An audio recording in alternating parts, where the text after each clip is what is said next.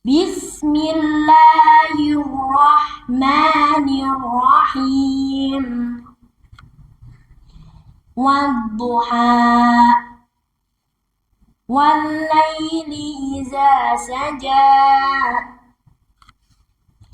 Ma wadda'aka rabbuka wa ma qala. Walal akhiratu khairun laka minal ula. Wala sawfa yu'tika rabbuka fatarda. Alam yajidika yatiman fa'awa. Wa wajadaka dhallan fahada. Wa wajadaka 'ailan faghna. Fa ammal yatima fala taqhar. Wa ammas sa'ila fala tanhar. Wa amma bi ni'mati rabbika fahaddis. Shadaqallahul azim.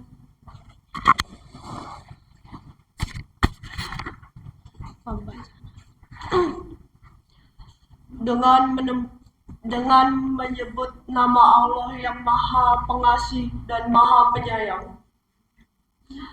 Demi waktu duha dan demi malam apabila telah sunyi, Tuhanmu tidak meninggalkan engkau dan tidak membencimu. Dan sungguh yang kemudian itu kami lebih baik bagimu daripada yang permulaan. Dan sungguhnya kelak Tuhanmu pasti memberikan karunia-Nya kepadamu sehingga kau menjadi puas. Bukankah Dia mendapatimu sebagai seorang yatim, lalu Dia melindungimu, dan Dia mendapatimu sebagai seorang yang bingung, lalu Dia memberikan petunjuk, dan Dia mendapatimu sebagai orang yang kekurangan,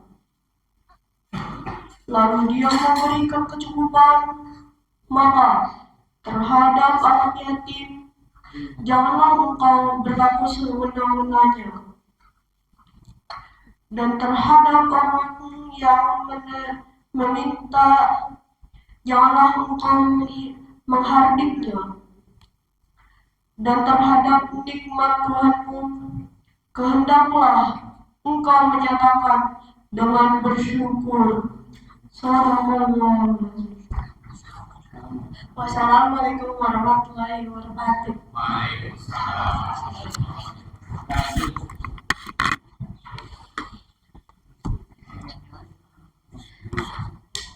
A'udzubillahi minasyaitonirrajim. Bismillahirrahmanirrahim. Assalamualaikum warahmatullahi wabarakatuh. Alhamdulillahi haqqa fatiris samawati wal ardi kanata raqqa. Asyhadu an la ilaha illallah wahdahu la syarikalah wa asyhadu anna Muhammadan abduhu wa rasuluhu ad-da'i ilallahi kamalan wa sidqa. Allahumma sholli wa sallim wa barik ala sayyidina Muhammad wa ala alihi wa ashabihi madamatir rihu tahabu gharban aw syarqa. Summa amma ba'du, faqad qala Allah ta'ala fi kitabihil karim wa huwa asdaqul qailin. A'udzubillahi minasyaitonirrajim. Wa may yuti'illaha war rasul faulaika ma'al ladzina an'ama Allahu 'alaihim minan nabiyyin was-siddiqin wasyuhada'i was-shalihin wa hasuna ulaika rafiqa. Wa qala Rasulullah alaihi afdhalus shalah wa atammut taslim innama bu'istu li utammima makarimal akhlaq. Shadaqallahul azim wa shadaqa rasuluhul karim. Yang sama-sama kita hormati dan kita cintai karena Allah para orang tua, para sesepuh, para tokoh masyarakat, Bapak Haji, Ibu Haji yang mohon maaf tak dapat disebutkan satu persatu, namun tidak mengurangi sedikit pun rasa hormat dan mahabbah kami kepada beliau-beliau, wabil khusus tokoh masyarakat kita, Pak RT, Bapak Nuradi, Bapak Haji Abdullah, jamaah Majelis Ilmu Musholah Al-Istiqomah yang dirahmati dan dimuliakan Allah Subhanahu wa taala. Yang pertama, kita bersyukur hari ini adalah hari Jumat ketiga di bulan Rabiul Awal. Kalau hari Jumat itu harinya Allah, maka hari Senin adalah harinya Rasulullah. Karena di hari Jumat Allah ciptakan Nabi Adam, di hari Jumat Allah ciptakan surga, di hari Jumat Allah turunkan Nabi Adam ke muka bumi, dan di hari Jumat juga kata Rasulullah SAW akan dihancurkan alam semesta oleh Allah Subhanahu wa ta'ala. Maka hari Jumat adalah harinya Allah. Tapi kalau hari Senin adalah harinya Rasulullah, karena dalam sebuah hadis Nabi pernah ditanya, "Ra'aitu kata sumu yaumal isnain." Kata sahabat, "Ya Rasulullah, kami melihat kamu puasa hari Senin." Nabi jawab, "Hari Senin hari aku dilahirkan. Hari Senin hari aku dihijrahkan dari Mekah menuju Madinah. Dan hari Senin mudah-mudahan," kata Rasulullah, "aku akan meninggal dunia." Padahal belum meninggal, tapi udah punya bocoran meninggalnya hari Senin. Kita kalau tahu bocoran meninggal hari apa, enak gak kira-kira? Enak wah. Ibadah udah bangun-bangun. Ya. Mungkin beda ibadah kita kalau tahu meninggalnya hari apa. Tapi Rasulullah tidak ada bedanya.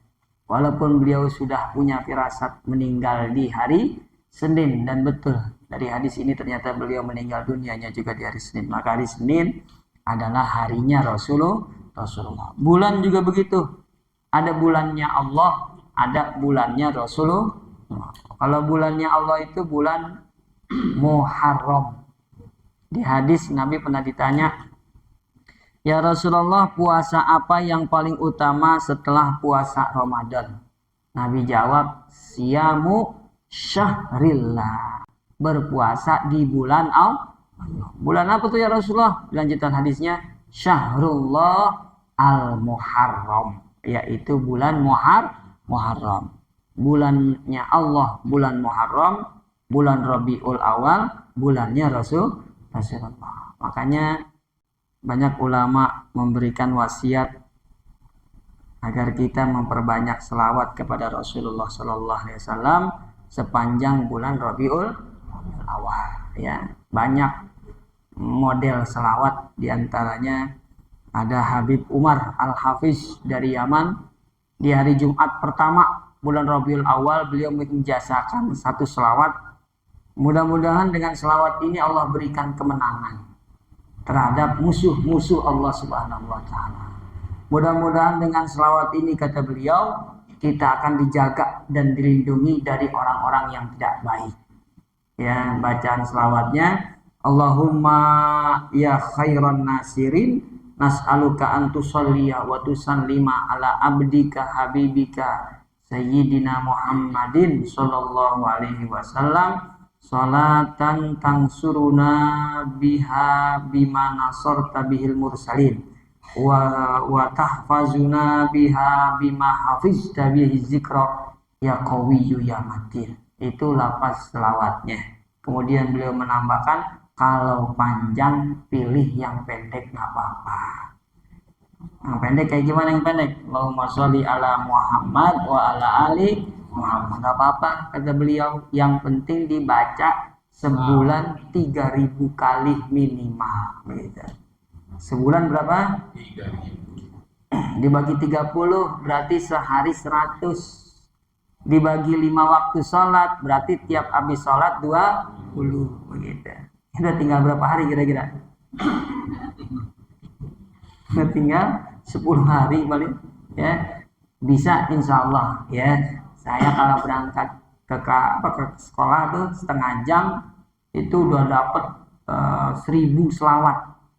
Allahumma sholli ala Muhammad wa ala ali Muhammad itu 1000 tuh berangkat ke sono. Berarti ibu kalau pergi ke tukang sayur bisa juga begitu. Setengah jam aja. Pulang pergi setengah jam nih, berangkat 15, pulang 15, dapat kita 1000. Cuma butuh 3 hari bisa dapat 3.000 salawat. Memperbanyak salawat kepada Rasulullah SAW. Mudah-mudahan seperti yang dijanjikan Rasul dalam hadis, orang yang paling dekat dengan beliau yang paling banyak berselawat kepada Rasulullah Sallallahu Alaihi Wasallam. Mudah-mudahan kita termasuk di dalamnya. Amin ya robbal alamin. Bapak Ibu jamaah yang dirahmati Allah Subhanahu Wa Taala, nih kita pengajiannya spesial kata Pak RT di bulan Rabiul Awal, ya enggak? Benar-benar spesial ini Pak RT, ya enggak? Nah, jadi saya ingin sampaikan ada satu kitab. Judulnya Zikrun Nabi fil Quran. Judul kitabnya Nabi disebutin di dalam Al-Quran. Zikrun Nabi fil Quran. Karya Dr. Zaki Khidir dari Libanon. Nah, ada seorang ulama namanya siapa? Zaki Khidir dari Libanon. Beliau punya kitab bagus, Zikrun Nabi fil Quran. Rasulullah disebutin oleh Allah Subhanahu wa Ta'ala di dalam Al-Quran. Beliau jelasin di situ Nabi disebutkan Allah sebanyak 2.654 kali. Namanya disebut 2.654. Kita disebutin nggak kira-kira di Quran? Ya nggak ada satupun. Ya nggak. Dari 114 surat kata beliau, kan jumlah surat ada 114. Hanya 8 surat yang tidak mengandung Rasulullah SAW. Hanya 8 surat.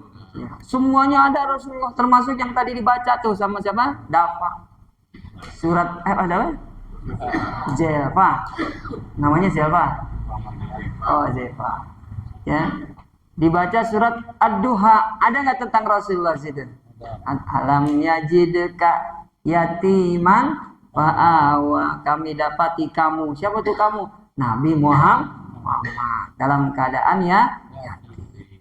Ayat berikutnya juga alam nasyrah laka sadrak. Cuma 8 kata beliau yang nggak ada disebutin Rasulullah Sallallahu Alaihi Wasallam. Iqra ya tentang Rasulullah. Iqra bacalah. Surat Al-Ikhlas tentang Rasulullah. Kul, katakan ya Muhammad. Waktu beliau kena sihir.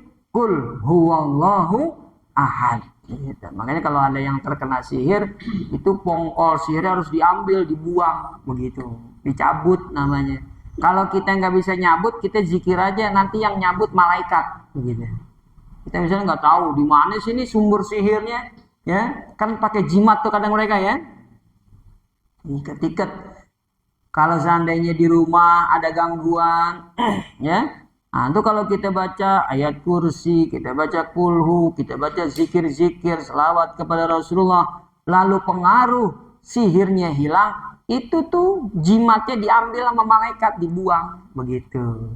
Kalau kita nggak bisa buang, kan ada orang yang bisa lihat, ada yang nggak bisa lihat, begitu. Rasulullah kan dikasih lihat. Jimatnya ada di sumur mati kata beliau. Turun tuh ke sumur, ambil, pecahin, bakar, begitu ya. Tapi Nabi disuruh Allah baca surat 3 Qul huwallahu ahad, Qul a'udzu birabbil falaq sama Qul a'udzu Yang nggak ada nama Nabi Muhammad apa tuh 8? Di antaranya surat Al-Asr. Wal asri innal insana lafi khusrin illal ladzina amanu wa amilus salihati wa tawassaw bil haqqi wa tawassaw bis sabar. Itu nggak ada tentang Rasulullah sallallahu alaihi wasallam. Apalagi alhaqumut takasur hatta zurtumul maqabir, itu nggak ada tentang Rasulullah sallallahu alaihi wasallam ya. Al-Qari'ah mal Qari'ah ada Rasulullah, wa ma adra kamal Qari'ah ditujukan begitu ya kan. Nah, itu jumlahnya ada 8 ya. 8 surat yang tidak mengandung Rasulullah. Sisanya berapa jadinya tuh? 114 kurang 8. 108. 106. Pedagang cepat menghitungnya ini Pak Jabdullah ya. 106 surat mengandung Rasulullah sallallahu alaihi wasallam. Dan yang menarik kata beliau, dari banyak penyebutan Rasul sallallahu alaihi wasallam dalam Al-Qur'an, ada 2 nama Nabi Muhammad yang disebutin dalam Al-Qur'an. Nama yang pertama yaitu Muhammad. Nama yang kedua yaitu Ahmad. Ada 2 nama. Yang paling banyak yang pertama tuh Muhammad. Muhammadur Rasulullah walladzina ma'ahu asyidda'u 'alal kuffari ruhama'u bainahum. Oh, Muhammad disebutin namanya ya enggak? Apa? Guru Hama. Oh, Guru Hama, ada Guru Hama. Oh iya.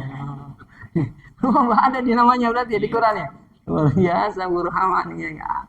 Ruhama, tapi di situ bukan nama, di situ sifat gitu. Orang-orang beriman memiliki sifat kasih sayang begitu. Itu artinya ruhama, penuh dengan kasih sayang kepada sesama muslim begitu ya. Nama yang pertama paling banyak disebut Muhammad. Nama kedua hanya 1 disebut di surat As-Saff. Kalau nggak salah ayat ke-6 ya. Kalau nggak salah ayat ke-6 paling ujung atas kiri. Kalau Qurannya Quran Saudi ya, pojok Madinah. Nah, nama yang kedua yaitu Ahmad ya. Wa mubasysyiran bi rasulin ya'ti min ba'dismuhu Ahmad. Itu ucapan Nabi Isa. Kata Nabi Isa kepada di hadapan pengikutnya, nanti setelah aku ada nabi yang terakhir namanya Ahmad begitu. Diplesetin sama Mirza Ghulam Ahmad. Ini ayat yang ngomong Nabi Muhammad. Kata Nabi Muhammad akan datang nabi setelahku bernama Ahmad. Sayalah nama Ahmad, Mirza Ghulam Ahmad, bikin aliran Ahmad. Iya. Ada nggak kira-kira di Cipedak Ahmadiyah? Ada yang pelawan. Hah? Ngumpet. Itu kalau yang di Pelita itu kan? Oh, Lenteng masih Pak itu ya? Itu kata PRT ada tuh. Ahmadiyah begitu ya. Untuk mengelabui warga di depan ditulis Muhammad asyhadu alla ilaha illallah wa asyhadu anna Muhammadar Rasulullah. Saya tahu di situ karena kemarin khotib Idul Adha dekat situ begitu. Saya bilang jangan sampai salah lewat. Kalau lewat salah beda nanti sholatnya kata saya begitu ya. Lurus lempeng di situ ya. Kalau yang Ahlus Sunnah wal Jamaah yang lurus. Itu diplesetin tuh sama Mirza Ghulam Ahmad. Nabi Muhammad berkata, padahal bukan Nabi yang ngomong. Yang ngomong siapa di sini? Nabi Isa alaihissalam. Akan datang setelahku seorang Nabi mulia, Nabi yang agung. Dialah bernama Ahmad. Yang menarik kata para ulama tafsir, apa bedanya Muhammad sama Ahmad? Beda ternyata ya. Bahasa Arab itu dalam. Walaupun dari suku kata yang sama, yaitu alhamdu artinya pujian. Dia bisa jadi Muhammad, dia bisa jadi Ahmad, dia bisa jadi Mahmud juga tuh. Nama semuanya tuh. Ya. Ahmad, Muhammad, Mahmud begitu. Hamad juga ada begitu. Itu artinya orang yang terpuji dalam bahasa Indonesia. Tapi padahal berbeda antara Ahmad yang depannya alif dengan yang depannya mim, Muhammad. Apa bedanya?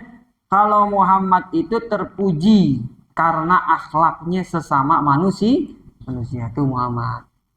Kalau Ahmad terpuji karena rajin ibadahnya. Hubungan dia dengan Allah. Kalau hubungan dia dengan manusia, Muhammad. Kalau hubungan dia dengan Allah, Ahmad. Gitu ya. Jadi kita kalau pengen namain anak, akhlaknya baik sesama manusia, namain dia Muhammad. Gitu. Muhammad. Ya. Kalau pengen rajin ibadah, kita namain dia Ahmad. Apa? Abidin lain-lain. Abidin ahli ibadah, gitu ya. Makanya Nabi Isa dalam ayat tadi kata beliau akan datang seorang nabi, namanya bukan Muhammad. Namanya siapa tadi? Ahmad. Karena Nabi Isa tidak bisa menandingi ibadahnya Rasul Shallallahu Alaihi Wasallam. Dia nggak bisa tuh. Kalau akhlak sesama makhluk, Nabi Isa 11-12 dengan Rasulullah. Dia punya akhlak terpuji sesama makhluk. Pernah dia lewat bangkai sudah mati, kata Nabi Isa, sangat putih gigi bangkai ini. Begitu. Kita kalau lewat ngelihat bangkai yang kita ucapin apa kira-kira? Baunya ya? Bau banget ini. Nah, tapi Nabi Isa melihat sesuatu yang kotor, yang nampak, yang terbagus dari yang kotor itu. Gitu. Makanya dia akhlaknya baik sesama makhluk. Kita punya teman nih, Bu. Teman kita rajin ngaji, rajin sholat, ya. Cuma dia pelit. Yang kita ingat apa kira-kira? Pelit ya. Hah? Kalau kita ajak makan, dia nggak pernah mau bayar, begitu misalnya. Mau dibayarin mulu, pelit banget dah. Dimintain sumbangan nggak pernah ngasih, pelit. Yang kita ingat pelitnya apa rajin ke taklimnya? Itulah kita jauhnya kita dengan Nabi Isa. Nabi Isa itu ngelihat sesuatu yang buruk, yang nampak di matanya itu bukan buruknya, tapi apanya? Bagusnya. Nah, kita kadang ngelihat kebaikan orang banyak, yang kelihatan di kita jeleknya, begitu. Nah, itulah bedanya kita dengan Nabi Isa alaihis. Nah, mulia dia, akhlaknya sesama makhluk. Makanya dia nggak bilang akan datang setelahku seorang nabi bernama Muhammad. Tidak. Karena kemuliaan Muhammad juga dimiliki oleh Nabi Isa alaihis. Yang nggak bisa aku tandingi adalah ibadahnya Rasulullah Shallallahu Alaihi Wasallam. Nah, Rasulullah kan ibadahnya kata Aisyah seperti yang kita tahu dalam hadis, hatta tatafattarat qadama. Kalau sudah sholat tahajud, beliau sampai kakinya bengkak, bajunya basah sama air mata. Gitu. Ubin pada banjir tuh, karena air mata Rasulullah. Tuh bayangin, ada orang sholat tahajud kayak begitu, nangis, netes ke janggut Rasulullah kan janggutnya 5 jari, Pak Bu. Jenggot beliau berapa? 5 jari. Kalau ada 5 jari lebih dipotong sama beliau. Gini, bewoknya hitam, warnanya hitam nih, lebat, gitu ya. Nah, itu dalam kitab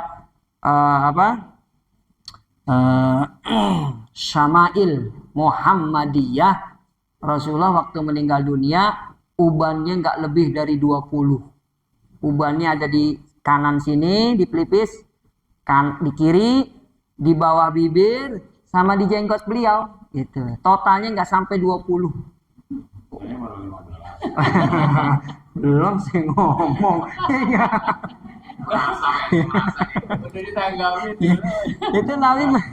Itu Nabi meninggal tahun umur 62. 62 atau 63 tahun lah, ya. Ubannya nggak lebih dari 20. Kita baru 50, udah berapa ubannya kira-kira? Nah, ini menarik, Bu, ya. Jadi kita kalau membahas Rasulullah memang nggak habis-habis, ya. Semuanya indah beliau, begitu ya. Nah, itu saking cintanya sahabat sampai tahu jumlah uban Rasulullah. Ibu sayang sama suami? Sayang. Pernah ngitung berapa jumlah uban suami? Itulah bedanya kita. Ya. Atau bapak sayang sama istrinya. Sekarang saya tanya, berapa helai jumlah uban istri kita? Jawabannya rajin amat. Rajin amat. Gitu. Itulah bedanya cinta kita dengan istri, dengan pasangan dibandingkan cinta sahabat dengan Rasul. Karena beliau saksi hidup begitu. Beliau melihat sendiri ada orang yang mulia akhlaknya. Ada orang yang luar biasa baiknya, begitu. Ya. Dan itu hadir di depan mata beliau. Makanya kalau sahabat-sahabat itu rindu dengan Rasulullah, beliau rindu bukan cuma ngomong doang, cinta, rindu, kangen, tidak. Tapi sampai meneteskan air mata. Itulah model cintanya sahabat kepada Rasulullah. Dia tahu banget. Ubannya Nabi nggak lebih dari 20, bayangin. Dan tahu posisinya di sini, di bawah bibir, sama di jenggot, begitu. Ya. Kenapa? Bercahaya. Jadi itulah kemuliaan Rasulullah. Semua rambut begitu ya enggak. Kenapa? Ya. Oh bagus nih Pak Ibu. Baru mau ngomong dari Jawa tanya ya kan. Rasulullah itu rambutnya kadang-kadang setelinga, kadang-kadang paling tinggi sepundak, sepanjang paling panjang sepundak. Kalau lagi panjang sepundak itu Nabi ikat. Satu diikat di depan sini, yang kedua diikat di belakang kanan, begitu juga sebelah kiri diikat di depan satu, di belakang satu. Itu Nabi kalau lagi panjang. Saya ditanya sama murid sekolah saya ngajar, Pak Ustadz, Rasulullah rambutnya panjang, kenapa peraturan sekolah nggak boleh panjang? Begitu. Jawabnya gimana itu? Anak sekarang kan pintar-pintar, ya nggak? Rasulullah panjang, Pak Ustadz segini, sepundak, ya sepundak rambut Rasulullah, ya. Nggak lurus, nggak keriting, beliau rambutnya ikal, tapi hitam pekat, gitu. Hitam pekat, luar biasa ya. Saya jawab, zaman Nabi dengan zaman sekarang beda nak. Kalau zaman Nabi, rambut panjang itu menunjukkan laki-laki maco. Dulu tuh begitu. Makanya film-film zaman dulu, Rambo, apalagi tuh, Barry Prima ya kan. Rambutnya panjang apa pendek? Panjang karena menunjukkan laki-laki maco. Kalau sekarang laki-laki rambutnya panjang, ngondek dia, gitu. Ya kan? Kalau nggak percaya ada grup apa tuh? K-pop Eugene gitu. Laki tapi kayak perang, rambutnya panjang. Posat kok tahu? Ya murid-murid saya ngasih tahu bukan saya, gitu. Punya kartu saya sita. Ini kartu apa ini? Kayak anak perempuan, anak laki Pak Ustadz. Gitu. Dari Korea. Namanya siapa? Ya itu disebutin begitu. Jadinya saya tahu, bukan saya cari tahu begitu enggak? Ya enggak. Katanya minggu-minggu ini dia mau konser di Jakarta begitu. Bayarnya 2 juta, banyak yang mau ikut. Oh ya enggak. Ustadz harus update juga hadirinnya enggak yang begini-begini ya enggak. Aduh ya kan. Kami bukan ngikut ya enggak. Ngarahin anak-anak jangan sampai apa tuh? Terbawa dengan dunia seperti itu. Laki kayak perempuan Bu, bener. Lebih cakep dari perempuan malah. Kurus-kurus badannya begitu. Rambutnya panjang-panjang di sepundak gitu. Tapi banyak yang suka. Kalau kita mungkin ngeliatnya jijik kali ya. Ini kok ada orang begini ya gitu ya. Nah, itu jawab Pak. Beda zaman Nabi dengan zaman sekarang. Kalau zaman Nabi rambut panjang maco dulu begitu. Bayangin ketika Rasulullah Fathu Mekah, beliau ikat rambut tadi dan di sorban hijau begitu. Wow, ganteng banget Rasulullah. Naik di atas unta. Mudah-mudahan nanti kita bisa melihat wajah Rasulullah. Amin ya rabbal alamin. Nah, ini apa tuh? Kembali ke kitab karya Dr. Zaki Khidir. Rasulullah lebih cinta pada umatnya sebelum zaman sahabat. Karena kita nggak melihat Rasul tapi kita cinta. Oh iya, Mbak Ete nanya lagi nih. Jadi kita jawab dulu ya. Memang ada hadis dari Rasulullah ketika berkumpul dengan sahabat, Nabi berkata, "Ini ashtaku ila ashabi," ya. aku kangen, ya, aku rindu, pengen bertemu dengan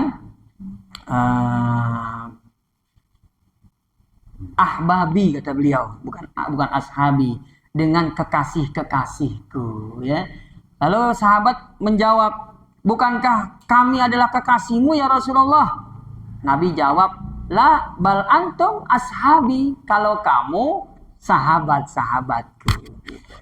Yang saya rindukan adalah kekasih-kekasihku. Siapa dia kekasihmu ya Rasulullah? Nabi jawab, qaumun ya'tuna min ba'di walam yarawni. Nanti ada kelompok umat Islam yang datang setelah aku meninggal dunia. Gitu. Dia nggak melihat aku pun nggak melihat mereka. Begitu. Tapi mereka begitu cinta terhadap diriku dan semangat menjalankan sunnah-sunnahku. Begitu. Jadi Nabi sudah melihat nanti di akhir zaman setelah peninggalan beliau akan banyak umat-umatnya yang tetap istiqomah di jalan Allah Subhanahu wa ta'ala. Walaupun gak melihat Nabi tapi begitu cinta kepada Rasulullah. Orang gak pernah melihat. Ngelihatnya cuma yang dijelasin aja tadi di hadis, rambutnya begini, ya kan? Nah, apalagi tinggi badannya begini, kalau berjalan begini, ya.